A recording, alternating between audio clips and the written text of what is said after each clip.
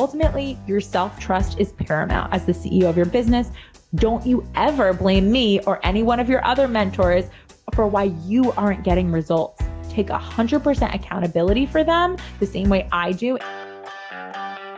Welcome to Sincerely Future You, a podcast that helps ambitious women like you make decisions today with the future you in mind. Okay, Hapsters, we're talking about mastery today, but at the same time, we're also talking about your humanness. This is episode 150, Mind Drama, the Masterful CEO is also human. Don't you forget it. And I feel like for some reason, you guys have gotten convinced that mastery and humanness are like these polar opposite things, and you can't be both at the same time. But au contraire. Absolutely you can, and you must, because you can't outrun your humanness. I love working with my clients on mastery. It's a word that we use a lot inside happening sessions. It's more of a self-concept, really. We're meticulous with our calendars and our budgets. I love that word too, meticulous, but some of you guys are using it against yourself, and we're going to stop today. We honor our word. We create plans and then we execute on them. But there's also complementary work that we do as well in order to be great CEOs. We have to fall in love with our humanness, our dramatic brains, our emotions, our imperfections, our messy action, our trials and errors, our primitive tendencies too, the parts of us that worry and doubt and second guess and indulge in confusion. We have to make room for us to rest. We have to make room for us to receive, to lean on other people, to slow down, to change our minds, to heal. We love all the parts of ourselves as we are, and also we evolve into more seasons and provide precise versions of ourselves. Okay, so we have to love our past, our present, and our future self, because we are not, in fact, robots. In fact, I was watching WALL-E last night and I was like, oh my gosh, sometimes I think WALL-E is a more human version than what my clients are trying to be. It's like robots are trying to be more human and humans are trying to be more like robots. And I'm like, can we just stop? Can we just find a way to be masterful and meticulous human beings? Okay. And we don't want to be robots. So pursuing mastery without loving and accepting your humanness, it's not recommended. 0 out of 10 recommend. It's going to pit you up against yourself in a way in which you'll never win. You're just going to burn out. So today on this episode, we're going to talk about some crossroads that you're going to come up against as you grow your business. And sometimes you're going to take a left and sometimes you're going to take a right. And right now, I'm going to walk you through how to know which path to take. Okay, number 1, sometimes the masterful thing to do is to stay the course.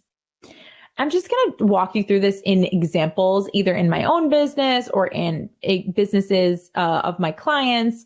But for this one, let's talk about my business. In January of 2020, I set the goal to be a part of life coach school certification in August of 2020, right? So I had 9 months to collect $18,000 and have that ready to pay. Now at that time, personally, in my humanness, I was just starting to step into the self-concept that I was an in-demand coach, that people wanted to work with me. They wanted to pay me money. I wasn't just asking for it, right? I was stepping into that on the human side, but I was practicing that belief. It wasn't yet ingrained. And I just knew that this goal of getting into certification was something I needed to do. I was ready also personally. I had the capacity to push through really anything. I just knew no matter what happens this year, I must be in the room when August comes. Now, do you guys remember what happened in March of 2020? Anyone? Show of hands. The whole world shut down. COVID hit and lots of my clients canceled. So while I'm trying to grow and, really double my revenue, more than that, that year, I was hit with like the biggest hurdle that I had professionally. And not only that, but like the world agreed with me. I had all of this evidence that you should just probably change your goal. This isn't the year to do that. You've got other things. You just went through a divorce. You should really just like push it. Just do the next round in April. Just wait another 6 months. There's no rush. And I just knew in my bones that my growth was to stay the course. So I decided to back myself up with all the fuel that I needed to stay the course. And for a lot of people, what they think I mean when I say stay the course is to just like hustle and to grind. And it wasn't that I wasn't taking lots of action, because I was, but it just doesn't feel like lots of action when your thoughts are deep in belief that the goal that you're reaching is just like done. So I want you to know that if you're going to take this path, if you're going to take a right here and stay the course when an obstacle comes up, you need to set a foundation of believing that the goal that you're working towards will be done. Because how many of you come and tell me and you're like, oh my gosh, like I'm exhausted. I don't want to sell to another person. I don't want to message anyone. I don't want to post. I just don't want to do it. And I'm like, the only reason it feels hard to post right now is because you believe that at the end of all your posts and all your outreach, all your messaging, people aren't going to buy. If you believe that, of course, once I post and I email and I connect with these people, they're all going to know what I know, which is that my offer is the most amazing thing and it's so valuable to them and they're going to want to buy it. It becomes fun. It becomes light. It becomes easy to do all that work. So staying the course requires that you layer in deep, sound belief that your goals are as good as done, they're inevitable, and that you just are going to have to figure out a new plan and a new how in order to get there. But that whatever you try inevitably will work. Okay? So sometimes the masterful thing to do is to stay the course, like I did in 2020. And of course, I did end up getting certified. It was quite by the skin of my teeth or the hair of my chin, one of those weird sayings. And I definitely, I'm like hair of my chin. I'm like, shoot, gotta pluck that. But yes, I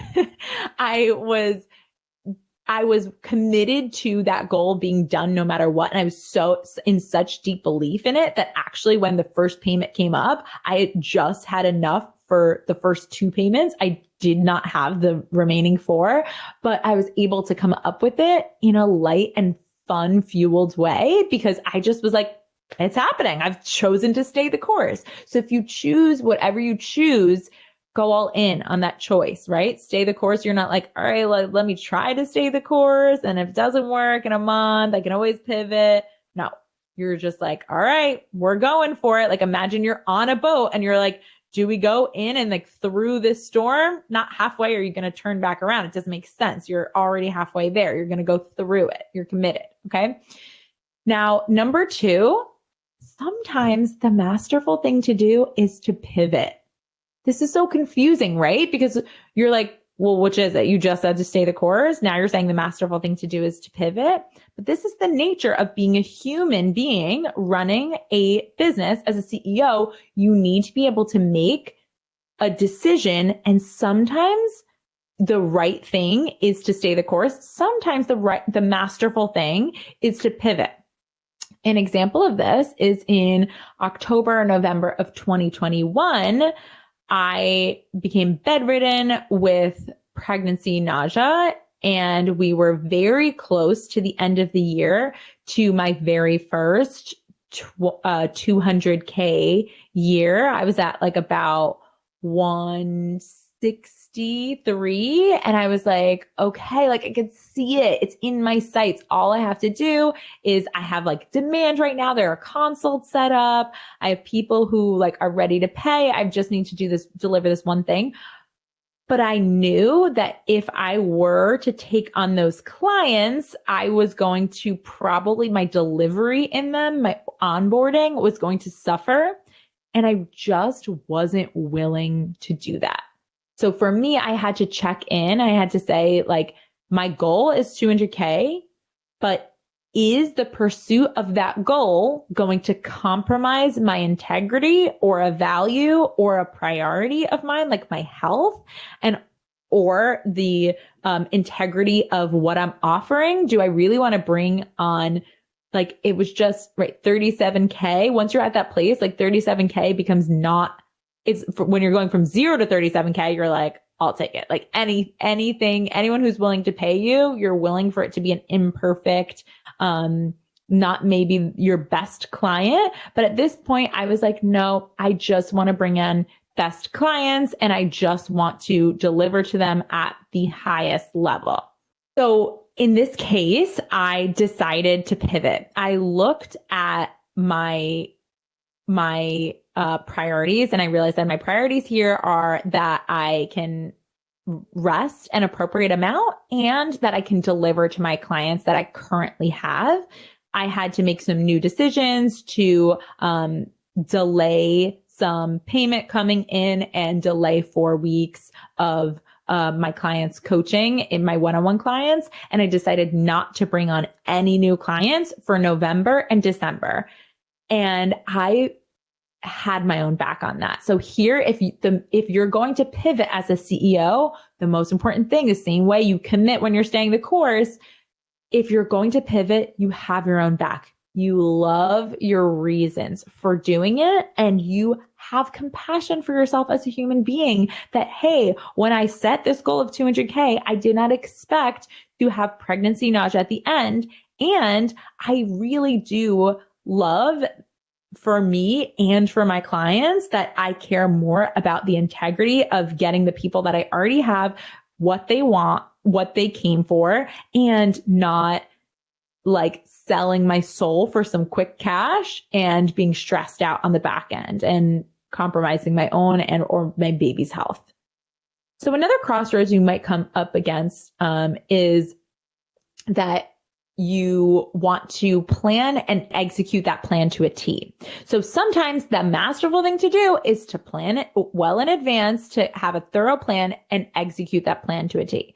For example, when I was going on maternity leave, I knew I wanted to hand over my whole business to Janelle, my executive assistant, and I wanted that to be like just done in a way that was so buttoned up that even my primitive brain that's always going to be like, oh, but really, did we prepare enough? Was going to be like, yes, you can calm down. You did the best that you could. So I knew, and I loved my reasons for planning, creating a thorough plan and executing that plan to a T.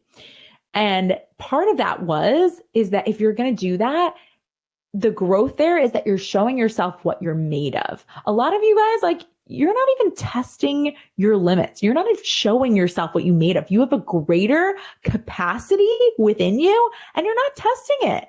And I'm like, all right, guys, let's dial it up a notch, right? It's like in workouts. If you're just used to kind of going, pressing play, going through the motions, it's like sometimes if you have someone in front of you just being like, harder, faster, do not stop. We've got 10 more seconds. See how many you can get in those 10 seconds. And you're just like more and more amped.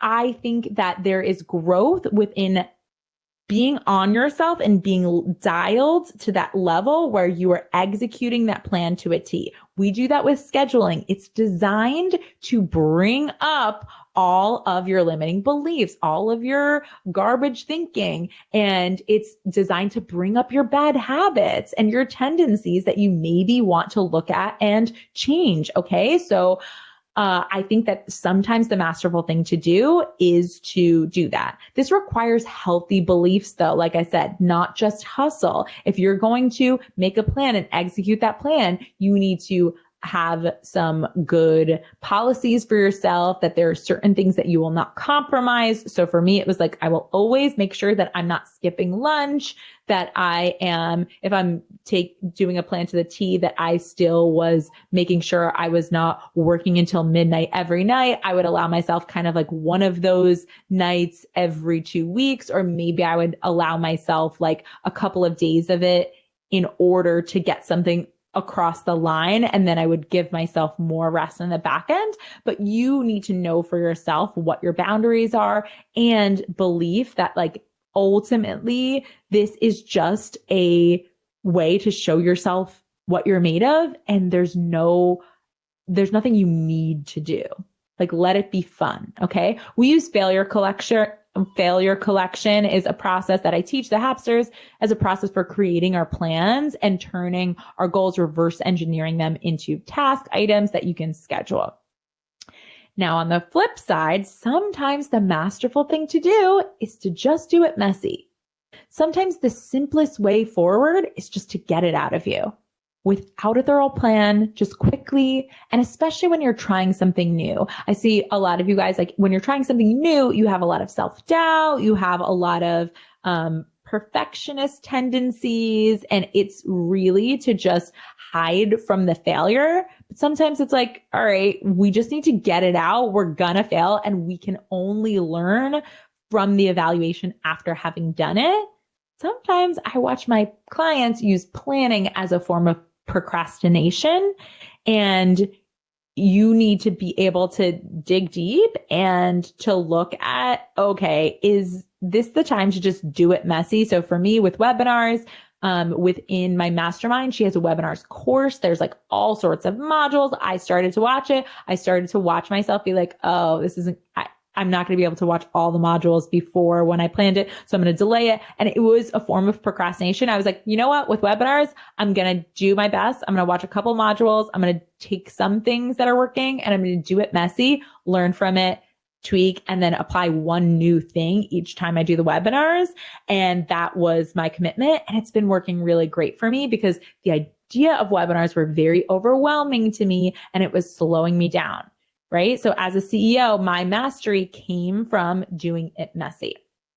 And the final thing is sometimes the masterful thing to do is to just surrender and love what is. As CEOs, we have to operate from the reality of our current circumstances. I don't love the reality clause of be practical, live in reality. You know me. I love that you guys are dreamers. I am too. I want us to dream big, but they still need to be things that actually don't contradict each other. So I'm going to give you some examples. I see so many of my clients waste time in their brain wishing for this alternate reality that doesn't exist. For example, if you took a maternity leave so that you could rest and be present with your family, but now you're on that maternity leave and you're telling yourself now you wish you could be making all the decisions that you delegated and not paying someone else. Often I love to point out to my clients when they pitch me this alternate reality. I'm like, okay, why don't you do that? Why don't you just go off of your maternity leave and you do the work yourself? They're like, well, no, I'm on maternity leave. I need to be with my baby. And I'm like, no, you actually don't. You're choosing to be with your baby and you love that choice. So honor your choices and don't put an alternate third reality in there in which you could be on maternity leave, but also not paying someone and just resisting and not loving your current choice. And you have the option to love your choice or to change it. Loving what is a practice, and it simply requires that you stop spending your energy wishing away your reality. Another example of this I always see in my clients is taxes. As my early stage entrepreneur clients scale to their first 6 figures, they love to accept cash and sneaky offers off the books as a way of avoiding paying lots of taxes. And it's just a very small thinking way to scale.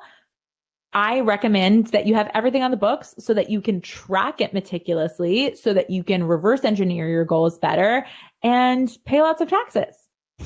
I love to pay lots of taxes. I did last year, right? Why? Because it means I've made lots of money. I used to get taxes back, and I can tell you I much prefer to pay tens of thousands of dollars in taxes instead of playing small. I also love this example. When I'm going on vacation, I always imagine that I'm going to have luxurious amounts of time to do all the things, like wake up early and work out with the sunrise. And then also I want to sleep in every day and be really well rested. There's no alternate reality in which we could both sleep in and wake up early. But yet some of us are spending time in our business doing this exact thing. For deeper work on on learning to love your life as it is, especially the parts that you can't change, like the fact that you chose to have two kids that are 6 years apart in age. And like that presents a lot of very interesting time management, like issues. I recommend reading the book Loving What Is by Byron Katie. It is so healing and it is so beautiful. And it really, really helps me get through, honestly, my divorce and get back to focusing on what I wanted to grow and what I wanted to do that was helpful to me. And a lot of that was precious energy and time that I was wasting in an alternate reality in which I wished that Calvin didn't have parents that were split, but I also did wish to be divorced. That is not helpful to think about that. Instead, I had to learn to focus on loving my new blended family, loving the complete relationship that I had had and loving the advantages that Calvin was going to have by having two parents that were better fueled and were able to like give him the full attention that he desired and loved. Where in your business are you not loving what is? Okay, so finally, I just want to leave you with some tools of how to know which way will be the best. Number one, know your tendency. So for some of you guys, you have a tendency of really procrastinating with some self-coaching or procrastinating with consumption. And so for you, probably the best way right now, the most masterful thing to do is going to be to just do it messy, or it's going to be to stay the course, because I watch a lot of you procrastinators, you keep pivoting, or you're like, oh, I'll just come up with a new offer, or I'll just do this as a way of avoiding the plan and seeing it all the way through. So that might be it for you. But know your tendency if the flip side is the opposite, where you get so locked in to the plan that you set that you burn yourself out and you're not really looking at what is best for you now that a new circumstance may have come into play. Okay. Number two is use your rules and tools for you, not against you. I have an entire episode on this concept about not using your tools and your mentors against you. I will link it in the show notes. I have guidelines myself as a mentor, but they're based on what I see works for the 100 or so clients that I've worked with. And amongst those clients are, of course, outliers. Ultimately, you are the CEO of your business. And if you know that in this season of life with sick kids at home, because it's winter, you're going to succeed best if you operate off of your to be scheduled list temporarily, even though I advise you to schedule out your whole day, defer to you. Ultimately, your self-trust is paramount as the CEO of your business. Don't you ever blame me or any one of your other mentors for why you aren't getting results. Take 100% accountability for them the same way I do in my own mastermind and in my own investments. When I invest, I don't defer responsibility. That's on me. Okay. And finally, love your reasons. Like I said, in that example with the pregnancy nausea, my reason not to hit 200K and to pivot from that goal was because I was hyper-focused on delivery and health, and those were my priority. And I love those reasons for me. Last two things. I don't know what number one. It's fine. Believe that there is something to learn from both ways. So this is just something that I love to keep in my back pocket, because sometimes it's close and it's a toss-up. Sometimes you could do it messy, and sometimes you could execute on the plan to a T, and just pick one if you're not sure. I think there's always something to learn from both, from doing it either way. So just look at what might I learn from doing it this way, and what might I learn from doing it that way, and which thing am I in the mood to learn right now? Ask yourself high quality questions like that. Like, what is my growth right now? What feels good in my body? Does this align with my plan? Does this align with my core values? Is there a simpler way? Is there a more fun way? Is there a faster or easier way? My favorite high quality question I always ask myself is, how can I be making more money and spending less time doing it? That question guides me whenever I get stuck in the weeds. So you can borrow that. Remember, you are human. You're complex and you will have highs and lows, and that's by design. It's the most amazing thing being a human, and you can't outrun that humanness. You don't want to be honest. So for my current clients, remember, mastery is not a synonym for being a robot. And for all of you future Hapsters, don't be convinced that once your processes are tight, you won't still have days when you have to pivot or slow or rest. And when you cry over a failure or get frustrated and snap at an employee, it's okay. It's more than okay. It is life, and it's awful and beautiful and so damn worth it. You can be wildly successful, and you will be wildly successful while still being a messy human being. Trust me, I would know. Have a beautiful weekend. Hey Hapsters, if you want to learn more about today's topic, head over to whatshappening.com/podcast. That's what's happening, whatshappening.com/podcast.